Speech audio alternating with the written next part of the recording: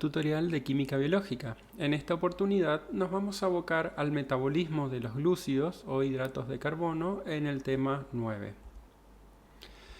Los glúcidos son los azúcares comunes y con esta vía iniciamos la ruta central del metabolismo intermediario, pero les quiero presentar un esquema de estudio que tienen que aplicar a todas las vías metabólicas que vamos a ver hasta el tema 11.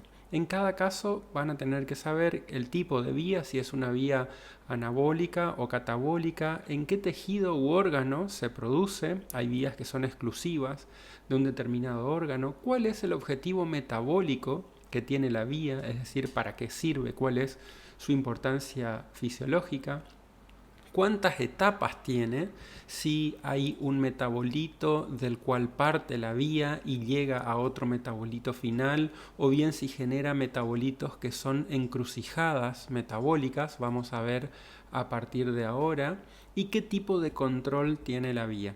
Como vimos en el tema anterior, habíamos visto que las enzimas se regulan tanto en cantidad como en calidad. Hay moduladores positivos y negativos del alosterismo de la enzima.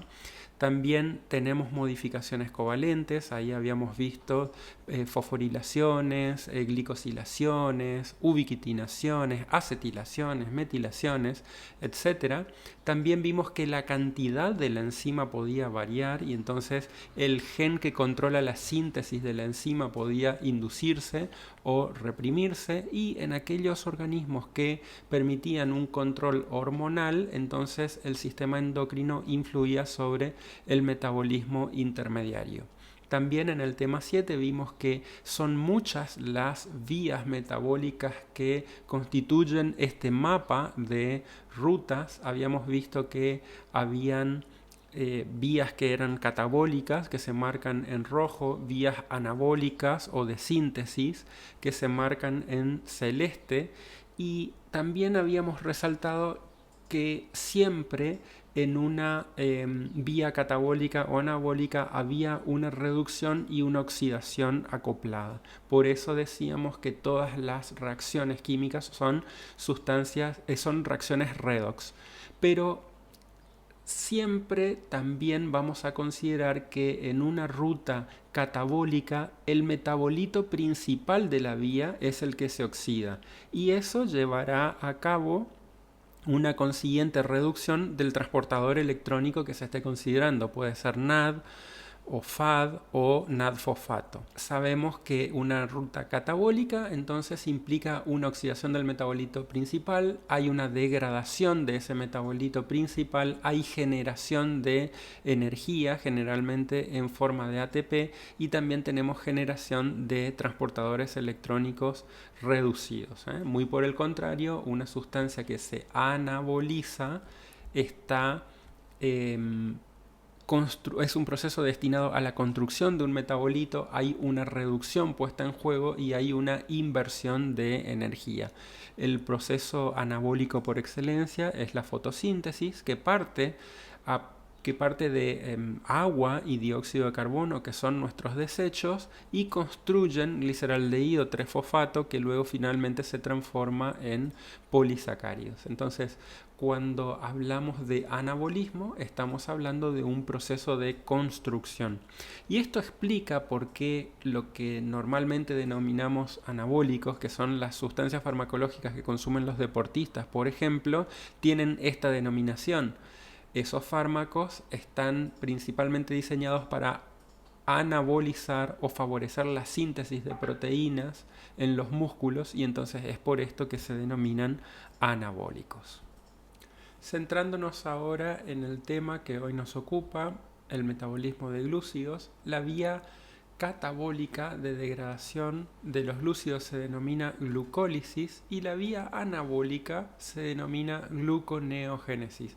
Gluco, generación de glucosa; génesis, origen; neo, nueva, es decir, la generación de nueva glucosa a partir de orígenes no siempre glucídicos. Vamos a ver que los metabolitos principales son piruvato, glicerol, algunos aminoácidos cetogénicos, algunos productos del ciclo de Krebs, terminan convirtiéndose en monosacáridos, particularmente glucosa, a partir de este proceso.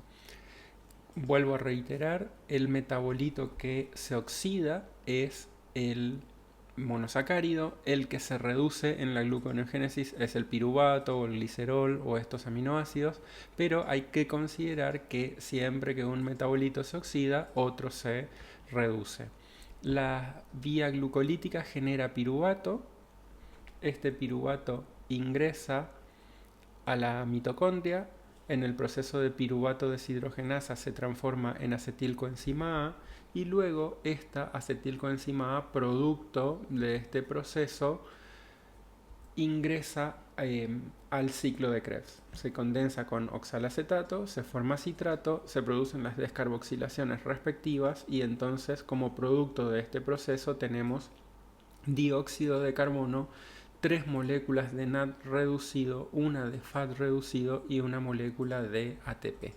Alternativamente, en condiciones anaeróbicas, en donde el piruvato no puede ingresar a la mitocondria porque la mitocondria no está funcionando en ausencia de oxígeno, el piruvato puede ir a un proceso que se llama fermentación y reducirse en lactato o bien reducirse en etanol.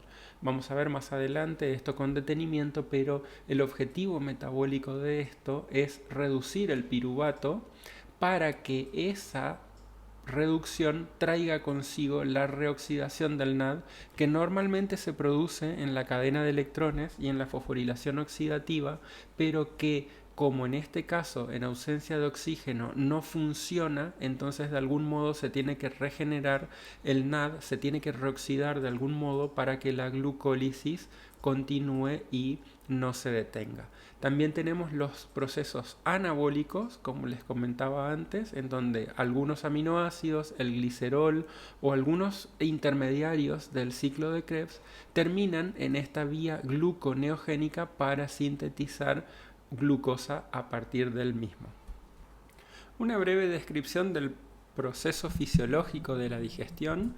Nosotros ingerimos almidón y glucógeno a partir de los alimentos que comemos, que se empiezan a digerir primeramente en la boca. Estos polisacáridos se convierten primeramente en los disacáridos como maltosa, lactosa, sacarosa. Recuerden del tema 2 que la maltosa es un disacárido de glucosa solamente, la lactosa de galactosa y glucosa, la sacarosa de glucosa y fructosa, y finalmente estos disacáridos se terminan hidrolizando a sus monosacáridos respectivos, glucosa, fructosa, galactosa, etc. Y estos monosacáridos pasan al hígado a través del sistema portal. Entonces los polisacáridos se transforman primeramente en disacáridos ya en la boca por acción de la amilasa salival, pero a donde más se transforman es en la primera porción, en la segunda porción del duodeno, que es el primer tramo del intestino delgado, a partir de la acción de la amilasa pancreática, una enzima sintetizada por los acinos pancreáticos. Estos polisacáridos entonces terminan reduciéndose o simplificándose a disacáridos y después en el ribete en cepillo de la microvellosidad intestinal, ahora vamos a ver esto en la siguiente diapositiva, estos disacáridos, por acción de disacaridasas ya específicas como la sacarasa, la maltasa, la lactasa, etc., se transforman finalmente en monosacáridos. Como monosacáridos pasan a la célula epitelial intestinal y a partir del sistema porta llegan al hígado, se almacenan allí como polisacáridos y entonces es el hígado el órgano encargado de administrar la concentración de glucosa en sangre. Por eso decimos que el hígado es el glucostato del organismo. Si vemos en detalle esta porción del intestino delgado, el duodeno, vemos que en la segunda porción del intestino delgado desembocan los conductos excretores del hígado que traen la bilis y que sirven para solubilizar a los lípidos, un proceso que vamos a estudiar en el tema que viene. Y se observan aquí la mucosa intestinal por dentro está como constituida por microvellosidades que se exvaginan hacia la luz del intestino, de manera de aumentar la superficie de contacto entre las sustancias nutritivas del bolo alimenticio y la membrana intestinal. Si vemos esto más en detalle, vemos que cada una de estas microvellosidades a su vez se ramifican hacia adentro y la superficie de la microvellosidad tiene microvellosidades. Y en el medio de estas microvellosidades existen vasos sanguíneos y vasos linfáticos. Estos vasos linfáticos son muy importantes para el transporte de lípidos, que vamos a ver en el tema que viene. Y si examinan la histología de estas células, también estas células terminan en un ribete en cepillo, que es a donde se alojan las disacaridasas, y entonces van transformando esos disacáridos en monosacáridos. Entonces, una vez que se transforman en monosacáridos, son transportados por un transportador específico que se llama SGLT1. Tanto la glucosa como la galactosa. La fructosa se transporta por otro transportador que es el GLUT5, y de esa manera ingresan a la célula epitelial intestinal. Este transporte es de difusión, pero no es una difusión simple, sino que es una codifusión con sodio. Entonces, cada vez que la célula mete 2 iones sodio, mete al mismo tiempo una molécula de glucosa. Esto es porque en el espacio intercelular hay una mayor concentración de sodio, y entonces cuando el sodio pasa por difusión simple, ayuda al transportador de glucosa a que la glucosa se meta. El problema es que esto aumenta la concentración de sodio adentro de la célula, y entonces después una bomba sodio-potasio tiene que restablecer esas cantidades de sodio, es decir, mayor cantidad de sodio afuera y mayor cantidad de potasio adentro. Entonces lo que hace la bomba sodio-potasio es sacar 3 sodios y meter 2 potasios, y entonces de esa manera restablece el gradiente natural de sodio. Por eso, en definitiva, por cada molécula de glucosa tendríamos que asignar una molécula de ATP para poder de esa manera justificar que el ingreso de glucosa en realidad está demandando una molécula de ATP. Luego, para que no aumente mucho la concentración de glucosa adentro de la célula epitelial intestinal, esta glucosa pasa por un transportador que es el GLUT2, y hay distintos tipos de GLUT, ahora vamos a ver, hacia los vasos sanguíneos, ¿no? Los quilíferos centrales, en realidad los vasos sanguíneos y el quilífero central, que están en la microvellosidad intestinal, como mostré en la diapositiva anterior. Como les dije, tenemos varios GLUT. Acá solamente quiero remarcar la importancia de los que están en amarillo. Recién vimos el SGLT1, que está en la mucosa intestinal. El GLUT1, que está en cerebro y eritrocitos. Estos dos lugares son muy importantes para la glucosa. Las células neuronales básicamente ocupan glucosa como combustible, también los eritrocitos porque no tienen mitocondrias. Y entonces este GLUT se expresa en estas células. El GLUT2 y el GLUT4 son otros GLUT que quiero marcar. ¿Por qué? Porque el GLUT2 está en el hígado, en las células beta-pancreáticas, en el intestino delgado, como acabamos de ver recién. Y este transportador tiene baja afinidad por la glucosa. Entonces, este transportador, ¿a dónde va a estar? Va a estar en células que están permanentemente expuestas a altas concentraciones de glucosa. Entonces, teniendo un transportador con baja afinidad, hace que el ingreso de glucosa a estas células no sea tan intenso. Muy por el contrario, el GLUT4 tiene una alta afinidad por la glucosa y va a estar en aquellos lugares como músculo esquelético o adipocitos que tienen un gran consumo de glucosa, sobre todo músculo esquelético. Entonces, en esos lugares hay un transportador de alta afinidad, como para poder asegurarnos la captación de glucosa. El músculo esquelético para poder contraerse y relajarse, y el adipocito para tratar de convertir toda esa glucosa en ácidos grasos. Aquí tenemos un esquema de la anatomía del sistema portal. Un sistema portal, por definición anatómica, es un sistema de transporte que es más parecido a una vena, por eso se llama vena porta, que nace en capilares y termina en capilares. A eso se llama sistema portal. El del hígado es un sistema particular que se asegura la captación de todas las sustancias nutritivas, básicamente glucosa y aminoácidos, del sistema digestivo y lo transporta hacia el hígado. Entonces, los aminoácidos tendrán un anabolismo y un catabolismo especial, que lo vamos a ver en el tema 12, y la glucosa también va a ser sujeto de distintas vías metabólicas, como vamos a ver en las microclases de este tema. Pero lo que quería denotar era el concepto de un sistema portal. Una vez que la glucosa entra a la célula, ya estoy hablando de una célula genérica, puede ser una célula muscular, un hepatocito, una neurona, etc.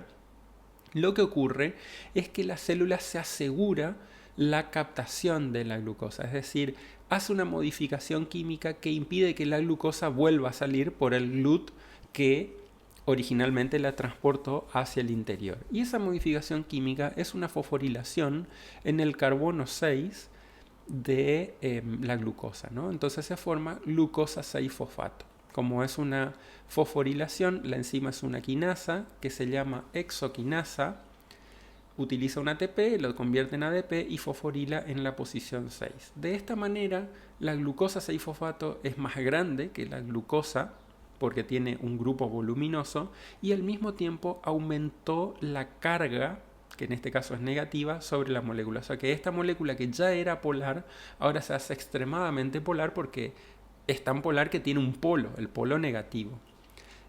De esta manera entonces la célula no puede volver a salir y la fosforilación de la exoquinasa en definitiva implica un secuestramiento de la glucosa.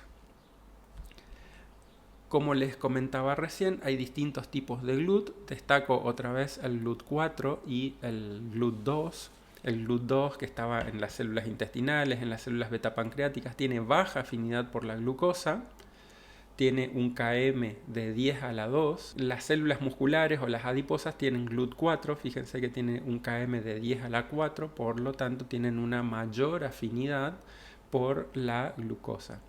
La exoquinasa que está en las células beta-pancreáticas y en las células hepáticas se denomina glucoquinasa y tiene esta particularidad que le decía de tener menor afinidad por la glucosa. ¿Por qué se da esto? Si se fijan la cinética enzimática que estas dos enzimas tienen, fíjense que necesitamos aumentar muchísimo la concentración de glucosa para que la glucoquinasa llegue a la velocidad máxima de catálisis. En cambio, la exoquinasa, fíjense cómo con muy pequeñas concentraciones de glucosa ya prácticamente pica hacia el 100% de actividad. Esto nos asegura el siguiente proceso, que es la glucólisis. Es decir, tanto si la célula tiene glucoquinasa o tiene exoquinasa, de cualquier manera se asegura la captación de glucosa. Y esa glucosa es útil para las actividades intelectuales. Fíjense que nosotros tenemos un requerimiento diario de 180 gramos de glucosa, de los cuales 120 aproximadamente está solamente destinado al cerebro. Hay unas recomendaciones de la OMS que varían un poco en estos números, nos dicen que son 120 gramos los requerimientos diarios, de los cuales 80 se los lleva el cerebro. De cualquier manera, el consumo de glucosa está básicamente destinado al uso cerebral, ¿no? Pero también esta glucosa se utiliza para las actividades físicas, para la gestación, para la recreación, etc. O sea que la glucólisis es un proceso metabólico importantísimo.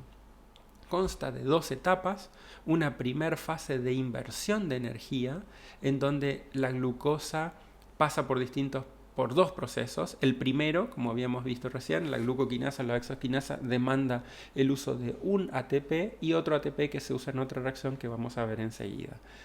Esta primer fase son 5 reacciones y tenemos una segunda fase en donde hay una generación de energía, es decir, se generan 4 moléculas de ATP y 2 moléculas de NAD reducidos. Ya sabemos que cada NAD equivale a 3 moléculas de ATP y finalmente la glucosa se oxida a piruvato. Entonces en esta segunda fase tenemos las otras 5 reacciones y se denomina fase de generación de energía. Vamos a ver a continuación cuáles son cada una de las 10 reacciones que constituyen a la glucólisis. La primera ya la vimos, glucoquinasa o hexoquinasa, fosforilación de la glucosa en la posición 6, objetivo, secuestrar a la glucosa dentro de la célula.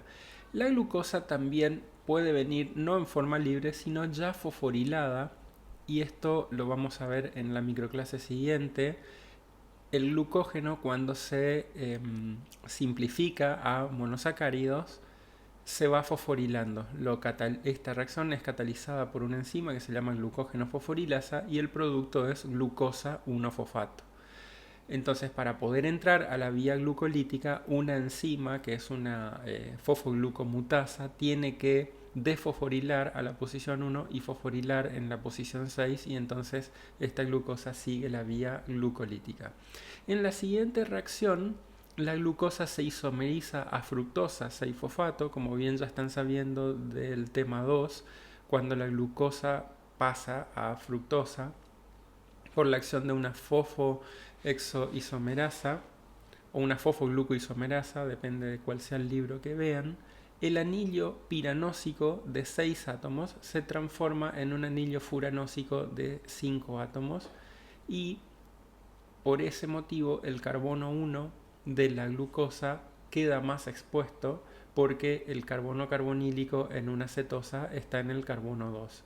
Y eso ocurre porque en la siguiente reacción este grupo alcohol primario va a ser sujeto de una enzima que es la fosfofructoquinasa que fosforila a este oxidrilo y entonces se genera fructosa 1,6-bifosfato. Ya estaba fosforilada en la posición 6, ahora pasa a fosforilarse en la posición 1.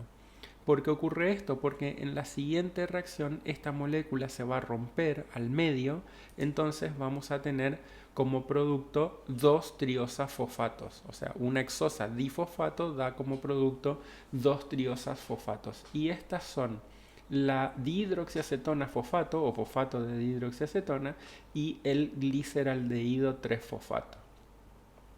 Como la dihidroxiacetona fosfato es una cetosa y las cetosas no se pueden oxidar más, esta triosa fosfato en la siguiente reacción se isomeriza a gliceraldehído 3-fosfato, de manera que a este punto de la glucólisis tenemos 2 moléculas de gliceraldehído 3-fosfatos. Y estas moléculas sí se pueden seguir oxidando. Quiero aclarar qué significa esto. Cuando un carbono se oxida, habíamos dicho que podemos considerar en forma simplificada que ese carbono se está uniendo gradualmente a oxígeno con mayor intensidad. Entonces, por ejemplo, este carbono está unido una sola vez a oxígeno, pero este carbono está unido 2 veces a oxígeno. Entonces, este carbono está más oxidado que este. Si yo quiero seguir oxidando este carbono, no me queda otra más que romper la molécula, o que se rompa este enlace o este otro enlace para unirse 3 veces a oxígeno. Y si ese carbono se sigue oxidando y se queda 4 veces unido a oxígeno, entonces se transforma en dióxido de carbono, que es el máximo estado de oxidación que puede tener un carbono. Entonces, esta molécula, si se sigue oxidando, necesariamente tiene que romperse. Para no romperse y seguir la vía glucolítica, se isomeriza a gliceraldehído 3-fosfato. Entonces, este carbono sí se puede oxidar y de hecho lo hace en la siguiente reacción, que es la catalizada por la gliceraldehído 3-fosfato deshidrogenasa.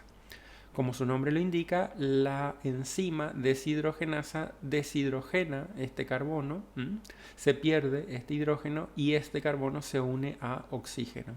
Entonces se forma el 1,3-bifosfoglicerato, o sea, es la sal, en este caso un éster, del ácido glicérico, un ácido carboxílico.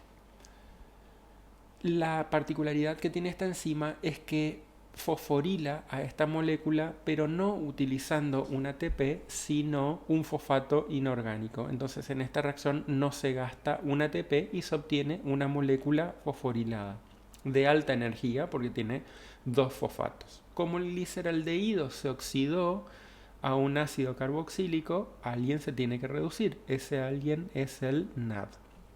Esta reacción, como muchas otras, pueden ocurrir en ambos sentidos y eso es importante para lo que vamos a ver hacia el final de la clase, que es la gluconeogénesis. Entonces, como producto de esta reacción se genera un compuesto de alta energía, el 1,3-bifosfoglicerato, porque tiene dos fosfatos, y un NAD reducido. En la siguiente reacción, el 1,3-bifosfoglicerato se transforma en 3-fosfoglicerato porque cede un fosfato. Entonces se queda en 3-fosfoglicerato y ese fosfato se cede a una molécula de ADP que se transforma en ATP. Eso le ocurre a cada uno de los gliceraldehídos, o sea que a partir de esta reacción, todas estas reacciones tienen que multiplicarse por 2, porque son los dos gliceraldehídos los que se oxidan y son los dos 1,3-bifosfoglicerato que fosforilan a dos moléculas de ADP. Entonces, el rendimiento neto hasta este punto es de 2 moléculas de ATP que se generan y 2 moléculas de ATP empleadas, una por la hexoquinasa y otra por la fosfofructoquinasa. Luego, este 3-fosfoglicerato cambia el fosfato de posición, o sea, interviene una fosfoglicerato mutasa que lleva el fosfato de la posición 3 hacia la posición 2, que es esta. Se forma 2-fosfoglicerato. Después hay reacciones intermedias en donde una enolasa transforma este 2-fosfoglicerato en fosfoenolpiruvato, es decir, es un compuesto enólico, tiene un ol, un alcohol que está fosforilado y un grupo doble enlace, o sea que es un enol. Y después una enzima que se llama piruvatoquinasa transforma este fosfoenolpiruvato primero en enolpiruvato y luego en piruvato o ácido pirúvico, que tiene en la posición 2 un grupo ceto.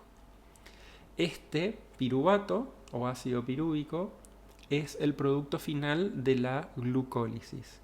Y después el destino metabólico de este piruvato va a depender de las condiciones redox de la célula. Es decir, si la célula tiene oxígeno, entonces este piruvato va hacia la piruvato deshidrogenasa y después va hacia el ciclo de Krebs o ciclo del ácido cítrico o ciclo de los ácidos tricarboxílicos. El ciclo de Krebs tiene todas esas denominaciones. Pero si no, el piruvato, como decía antes, fermenta y se reduce a lactato. ¿Para qué ocurre esto? Para reoxidar el NAD que se está consumiendo en esta reacción, la reacción 5, en donde el gliceraldehído 3-fosfato se oxida a 1,3-bifosfoglicerato.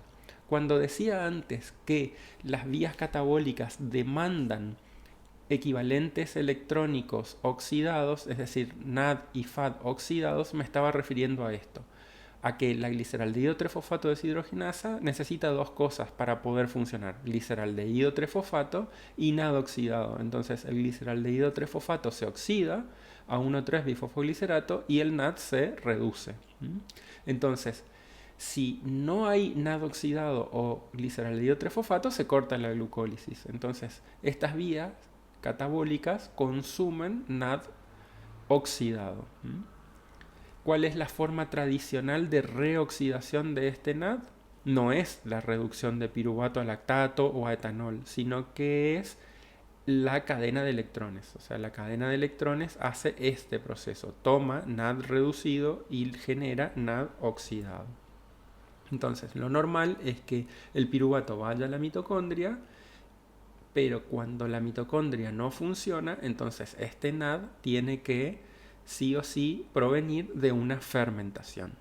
Y los destinos metabólicos del piruvato básicamente son dos: o fermentación o mitocondria, es decir, cadena de electrones y fosforilación oxidativa.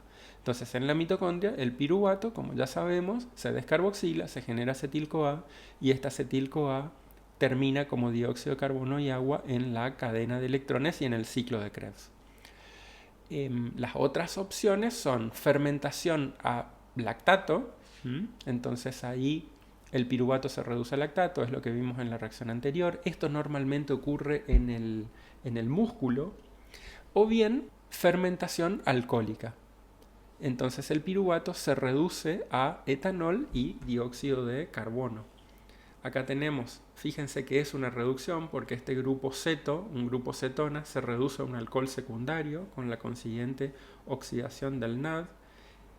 Y en la fermentación alcohólica, la glucosa, por glucólisis genera piruvato, y este piruvato se descarboxila primeramente, se genera acetaldehído y luego el acetaldehído se reduce a etanol.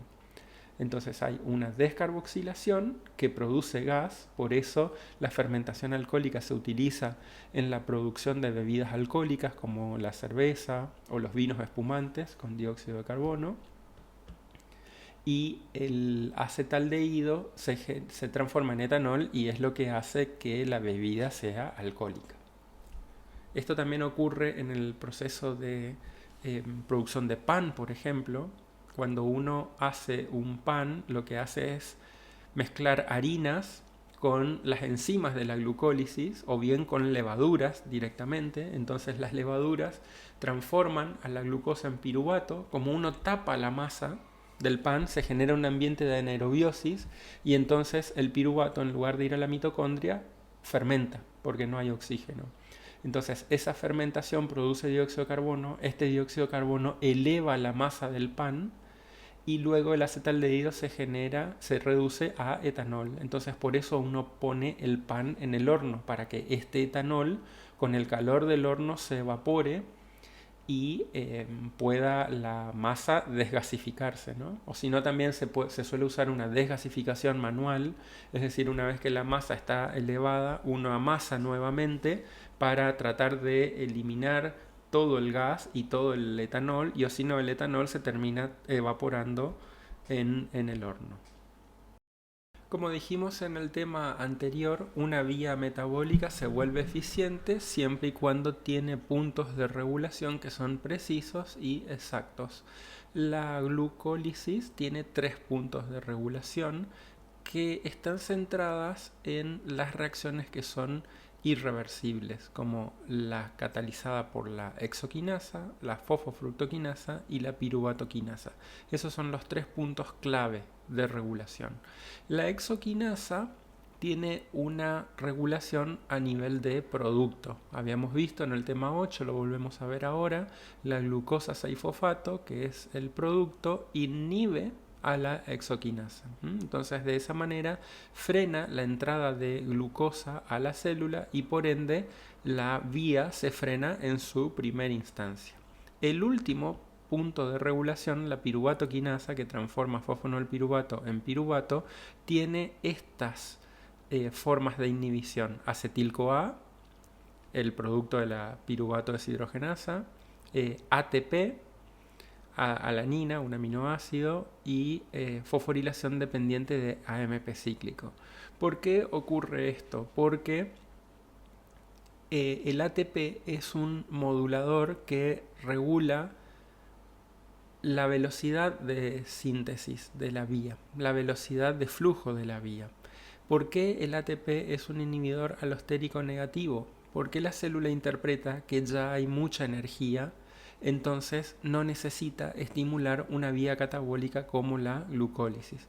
Muy por el contrario, el AMP indica lo contrario, que la célula no tiene energía, entonces esta AMP necesita refosforilarse y por eso se va a estimular una vía que produzca ATP como es la glucólisis. Pero el punto principal de regulación viene dado por la regulación de la fosfofructoquinasa. La fosfofructoquinasa, que se denomina fosfofructoquinasa 1, está regulada alostéricamente por un metabolito que es la fructosa 2,6-bifosfato. Y esta fructosa 2,6-bifosfato se produce también a partir de fructosa 6-fosfato, pero por la acción de una enzima que se llama fosfofructoquinasa 2. Entonces acá tenemos el rol que tiene la fosfofructoquinasa 1 en tomar fructosa 6-fosfato y convertirla en fructosa 1,6-bifosfato. Pero como les digo, hay otra enzima que es la fosfofructoquinasa 2 que toma el mismo sustrato pero que produce fructosa 2,6-bifosfato. Y entonces este metabolito actúa como regulador alostérico positivo de la fosfofructoquinasa 1. Es decir, que aumenta la velocidad de flujo de la glucólisis. Esta fosfofructoquinasa 2 es una enzima bifuncional. Cuando está desfosforilada, actúa en este sentido, estimulando la glucólisis y produciendo fructosa 2,6-bifosfato. Pero cuando la glucólisis tiene una cierta duración y genera mucho ATP, este ATP cataliza la fosforilación de la enzima y entonces ahora la fosfofructoquinasa 2 pasa a ser inactiva cuando está fosforilada y toma el rol opuesto, toma el rol de hidrolizar este fosfato, entonces toma a la fructosa 2,6-bifosfato y la transforma en fructosa 6-fosfato, porque actúa como una fructosa 2,6-bifosfato fosfatasa, eliminando el fosfato de la fructosa 2,6-bifosfato, pero ella está fosforilada y es inactiva como fosfofructoquinasa. Esto parece un trabalenguas, pero lo tienen que conceptualizar bien. Entonces, fíjense que la fructosa 2,6-bifosfato actúa como estimulador positivo de la glucólisis, pero como estimulador negativo de la gluconeogénesis, que es el proceso que vamos a ver a continuación. El AMP actúa como modulador alostérico, estimulando la glucólisis, pero frenando a la gluconeogénesis. También hay un control hormonal de la glucólisis. Vamos a ver que la insulina, por ejemplo, estimula a la piruvatoquinasa, estimula a la glucólisis y que el glucagón estimula a la gluconeogénesis. Y este punto de control hormonal está dado a nivel de esta enzima y a nivel de esta enzima. Como la fosfofructoquinasa 2 es una enzima alostérica que depende de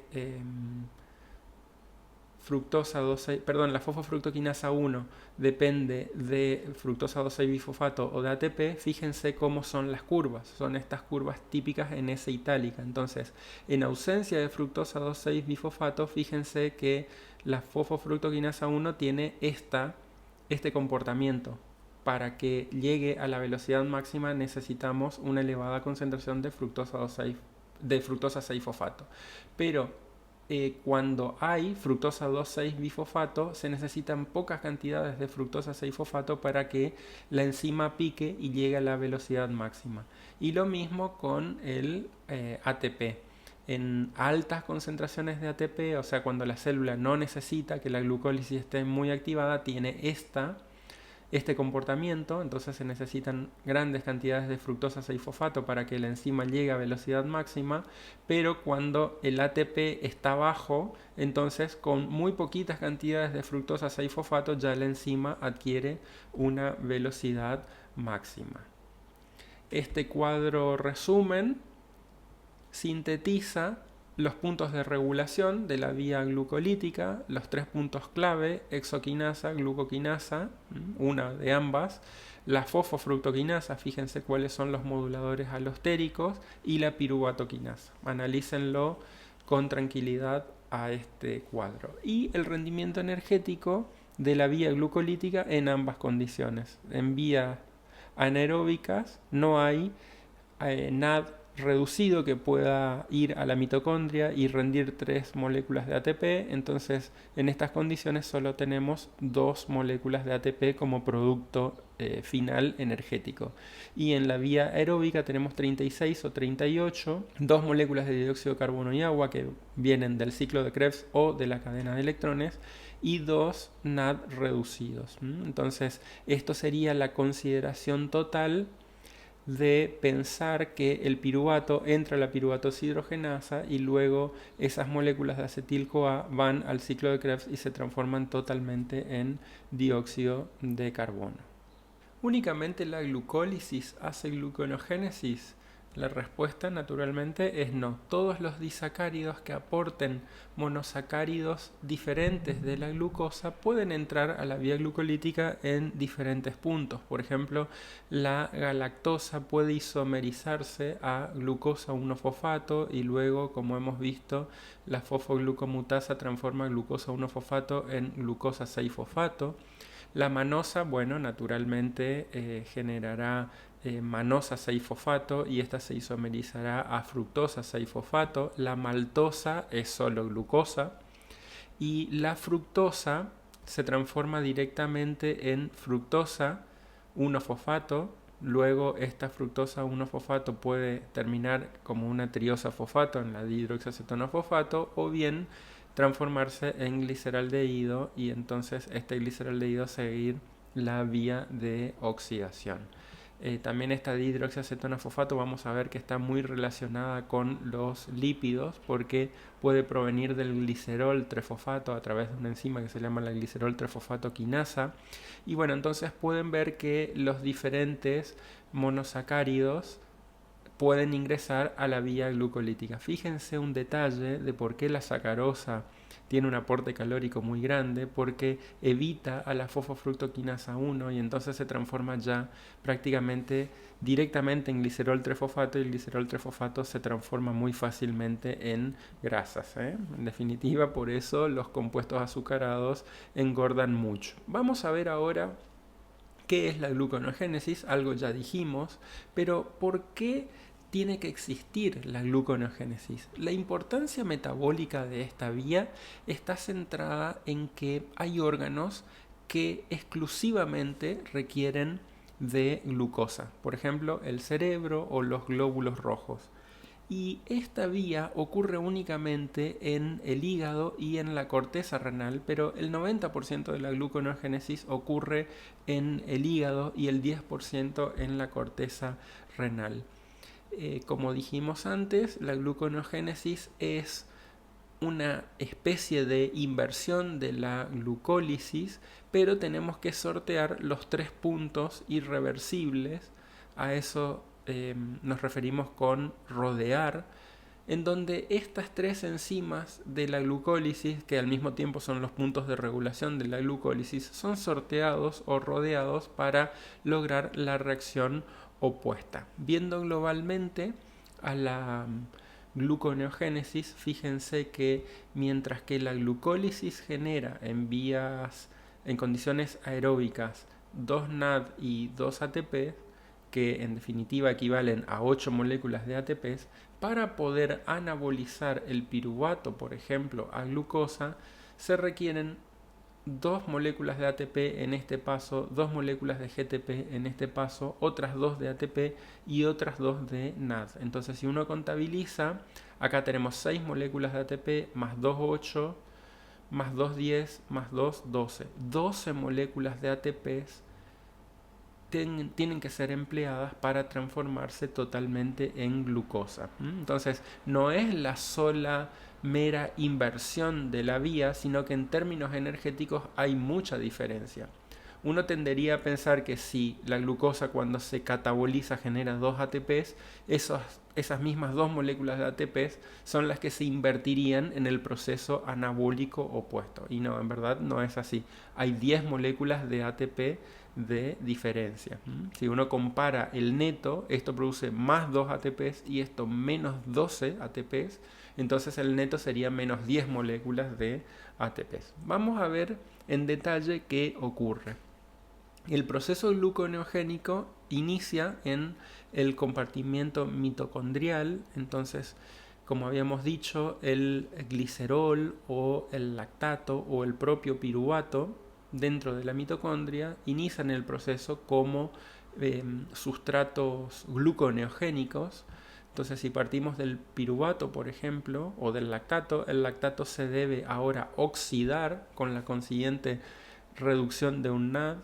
Entonces el piruvato entra a la mitocondria, se descarboxila en la piruvato deshidrogenasa si es que estamos en la vía glucolítica, pero como estamos en la vía gluconeogénica, este piruvato es sustrato de una enzima que se llama piruvato carboxilasa, que depende de biotina, y entonces lo que hace esta enzima es incorporar un carbono al piruvato porque utiliza un dióxido de carbono, y entonces el piruvato se transforma en oxalacetato. Este oxalacetato en condiciones aeróbicas debería seguir el ciclo de Krebs, pero si la célula está necesitando glucosa, este oxalacetato se reduce a malato por la malato deshidrogenasa mitocondrial y entonces se utiliza un NAD reducido. Por eso es que aquí este NAD equivale en términos energéticos a 3 ATPs, ¿no?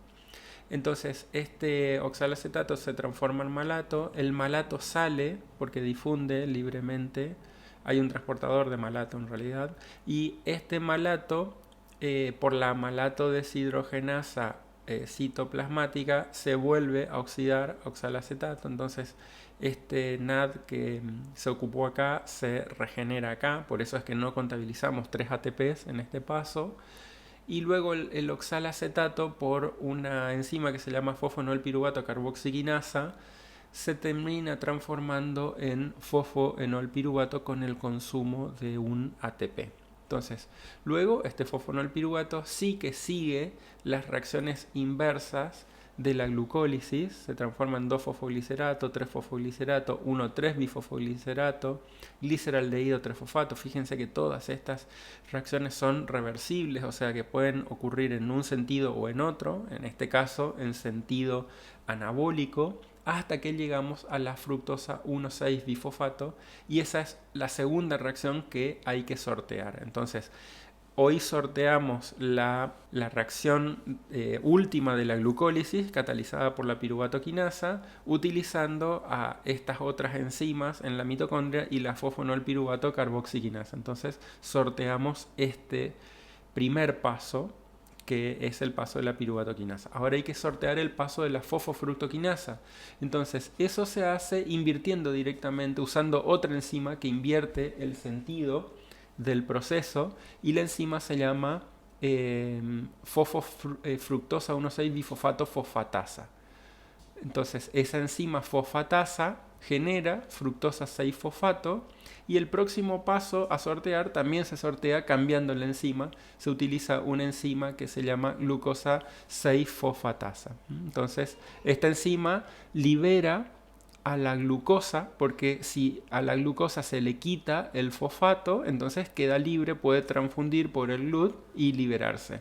Lo que ocurre es que esta glucosa 6-fosfato solamente está en el hígado, y entonces por eso el hígado puede liberar glucosa y se transforma en un órgano regulador de la glucemia, y por eso se dice que el hígado es el glucostato del organismo. El músculo no tiene esta enzima, glucosa 6-fosfato fosfatasa, y entonces puede hacer gluconeogénesis hasta este punto. Y esta glucosa 6-fosfato usarla para consumo interno, bien destinarla a la síntesis de glucógeno o bien utilizarla en otra circunstancia en glucólisis. Es interesante lo que puede hacer el músculo porque normalmente utiliza energía de la vía glucolítica para contraerse y relajarse. Si la persona está entrenada, el microambiente celular va a ser aeróbico, y entonces este piruvato se dirige al ciclo a la mitocondria, a la piruvato deshidrogenasa y al ciclo de Krebs. Este NAD se reoxida en la cadena de electrones. Pero si la persona no está entrenada o el consumo de oxígeno llega a un punto que compromete la ventilación de la célula muscular y no existe oxígeno como para hacer glucólisis aeróbica, el piruvato se reduce a lactato y entonces el NAD se reoxida mediante esta reducción. El problema es que empieza a acumularse lactato en la célula y el lactato tiene el problema de cristalizar entre las miofibrillas y entonces puede conducir a una contractura o a una rotura de la miofibrilla muscular, ¿no? Entonces el lactato se traslada al hígado utilizando la circulación. El hígado hace gluconeogénesis, se transforma este lactato en glucosa con la consiguiente inversión de las 12 moléculas de ATP que vimos anteriormente. Pero el hígado logra remover el lactato, esta glucosa vuelve al músculo esquelético y se cierra un ciclo que se denomina ciclo de Cori.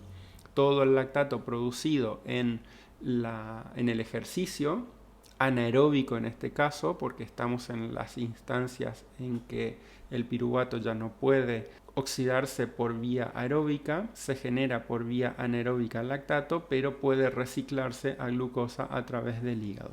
Ciclo de Cori. Acá tenemos un resumen comparativo entre la glucólisis y la gluconeogénesis. Y tendríamos que ver ahora los procesos tanto de síntesis como de degradación de glucógeno. El proceso de síntesis de glucógeno se llama glucogenogénesis y el proceso de degradación se llama glucogenólisis. Esto lo voy a colocar en una microclase complementaria a este tema. Simplemente hago mención que el glucógeno existe en dos estados. Esto es lo que ocurre en un estado postprandial, es decir, en un estado post-ingesta. Fíjense cómo el glucógeno está muy ramificado y lleno de glucosa, y esto se puede ver en un gránulo de glucógeno en una célula hepática, por ejemplo, o en una célula muscular, también se vería algo equivalente, en un estadio post-ejercicio. Ven que el glucógeno está casi totalmente degradado. Entonces, glucogenólisis y glucogenogénesis son tanto el proceso catabólico como anabólico del glucógeno. Simplemente muestro cómo estos dos procesos dependen tanto de insulina como de glucagón. La insulina favorece la síntesis de glucógeno, trata de anabolizar la glucosa a glucógeno para bajar los niveles de glucosa en sangre, y el glucagón el proceso opuesto, es decir, trata de movilizar los depósitos de glucógeno, convertirlos en glucosa para que la glucosa salga a sangre y aumenten los niveles de glucosa. Por eso les digo que el hígado es el glucostato del organismo. Por esto, el mecanismo de síntesis del glucagón también es otra vía que merece una especial atención. Van a ver que tiene una regulación hormonal. Presten atención a la cascada intracitoplasmática de degradación que sufre el glucógeno cuando se activa la glucógeno fosforilasa. Algo de esto les mencioné en el tema 8, pero acá les dejo una microclase particular que apunta a este tema. Pueden ver que hay una íntima relación entre músculo, tejido adiposo e hígado. Yo también agregaría una cuarta interacción con el páncreas. El páncreas es una glándula mixta porque tiene por un lado secreciones exócrinas como la tripsina, la quimotripsina, que van hacia la segunda porción del duodeno y, como les dije antes, contribuyen a el proceso digestivo. También se sintetiza alfa-amilasa en estos acinos pancreáticos, pero también entre los acinos hay células que secretan hormonas. Tenemos las células beta que producen insulina y las células alfa que producen glucagón, entre otras hormonas. Entonces, estas hormonas se sintetizan, pasan a sangre e influyen sobre distintos órganos. Por ejemplo, cuando hay una baja en el nivel de glucosa en sangre, Este nivel bajo es registrado por el páncreas, las células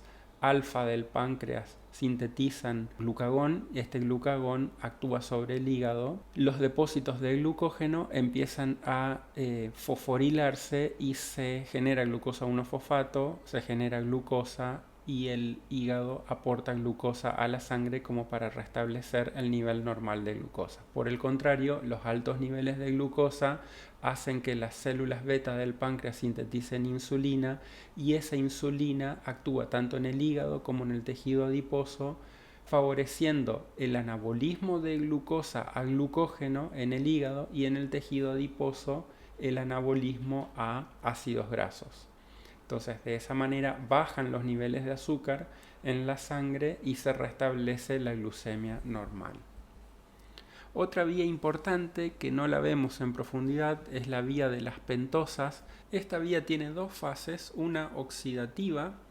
A partir de glucosa 6-fosfato se genera ribulosa 5-fosfato y una fase no oxidativa en la que esta ribulosa 5-fosfato se transforma en nucleótidos. Y ese es un primer objetivo metabólico de esta vía. También, como en esta primer fase la glucosa 6-fosfato se transforma en ribulosa 5-fosfato y esto es un proceso oxidativo, como el nombre de la fase lo indica, la primera fase sirve para la generación de NAD-fosfato reducido y ese es el segundo objetivo metabólico de esta vía. Entonces, cuando un proceso reductivo de síntesis requiere NAD-fosfato reducido, esta vía se puede activar y con consumo de glucosa se puede generar NAD-fosfato reducido. Y el tercer objetivo metabólico de la vía está centrado en la generación de energía, dado que se generan pentosas fosfatos o exosas fosfatos. Estas exosas fosfatos, como la fructosa 6-bifosfato o la fructosa 6-fosfato, pueden transformarse en gliceraldehído 3-fosfato, esto entrar a la vía glucolítica, generar piruvato y a partir de estos compuestos generar por vía oxidativa energía tanto en su forma directa de ATP o en su forma indirecta de NAD y FAD reducidos. Si quieren más detalle de esta vía, les dejo otra microclase. Estas microclases, la 1 y la 2, fueron generosamente cedidas por la doctora María Victoria Aguirre, que también pertenece a nuestro departamento de bioquímica y es titular de la cátedra Química Biológica 2 para la carrera de bioquímica. Conocer el metabolismo de los glúcidos es muy importante, sobre todo para el manejo de ciertas patologías como la diabetes o patologías mucho más específicas como el déficit de la enzima piruvato quinasa que genera anemias hemolíticas. Dijimos que la glucólisis es clave para el eritrocito porque no tiene mitocondrias, no puede obtener energía a partir de los ácidos grasos, por ejemplo. Entonces, si tienen un déficit en alguna de las enzimas de la glucólisis, el eritrocito no puede sobrevivir, se lisa y eso genera una anemia hemolítica. También en los dientes, ciertas bacterias producen un consumo anaeróbico de glucólisis y con eso generan energía como para poder sobrevivir y entonces generan patologías en los dientes como son las caries. Los tumores aprovechan a la glucólisis para generar energía a partir de procesos anaeróbicos porque como bien saben los tumores son procesos en donde la mitosis se descontrola, las células empiezan a crecer, tanto que se apartan de los vasos sanguíneos, entonces se apartan de la provisión de oxígeno y consumen glucosa por la vía anaeróbica.